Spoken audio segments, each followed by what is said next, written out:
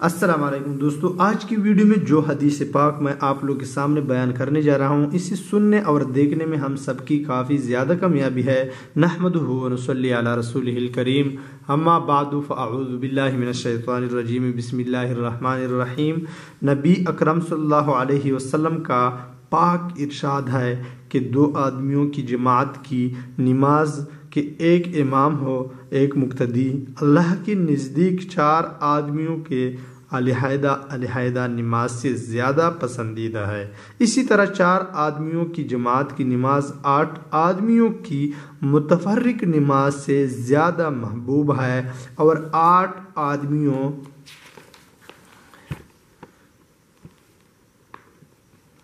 کی جماعت کی نماز 100 آدمیوں کی متفرق نمازوں سے بڑی ہوئی ہے۔ ایک دوسری حدیث میں ہے، اسی طرح جتنی بڑی جماعت میں نماز پڑھی جائے گی وہ اللہ کو زیادہ محبوب ہے مختصر جماعت سے۔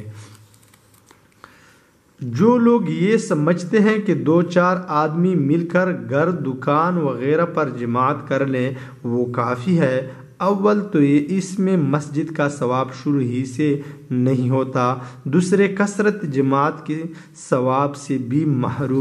محرومی ہوتی ہے۔ مجمع جتنا زیادہ ہوگا اتنا ہی اللہ تعالیٰ کو زیادہ محبوب ہے، اور جب اللہ تعالیٰ کی خوشنودی کے واسطے ایک کام کرنا ہے تو پھر جس طریقے میں اس کی خوشنودی زیادہ ہو اسی طریقے سے کرنا چاہیے۔ ایک حدیث میں آیا ہے کہ حق تعالی شانہ 3 چیزوں کو دیکھ کر خوش ہوتے ہیں: ایک جماعت کی صف کو، ایک اس شخص کو جو آدھی رات تہجد کی نماز پڑھ رہا ہو، تیسرے اس شخص کو جو کسی لشکر کے ساتھ لڑ رہا ہو۔ تو معزز سامعین کرام، یہ فائدے میں جو لکھا ہوا ہے، فائدے میں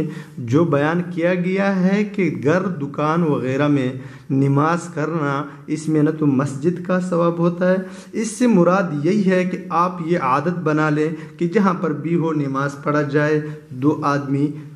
جماعت کے ساتھ نماز پڑھ لے، 4 آدمی، تو یہ عادت بنانا یہ اچھی بات نہیں ہے۔ مسجد میں جا کر نماز پڑھنا چاہیے، لیکن اگر کسی مسئلے کی وجہ سے جو آپ مسجد میں نہیں جا سکتے، کہیں دور آپ لوگ رہ چکے ہیں، آپ جماعت تک نہیں جا سکتے، وقت کافی کم ہے، تو پھر 2 ساتھی اگر آپ لوگ ہیں پھر بھی جماعت کے ساتھ نماز پڑھیں، لیکن یہ عادت نہ بنا لیں کہ آپ لوگ کس گھر میں نماز 2 آدمی ہیں، گھر میں نماز پڑھے، جماعت میں نہ جائے۔ تو اسی وجہ سے یہ فائدے میں بیان کیا گیا ہے۔ وآخر دعوانا الحمدللہ رب العالمین۔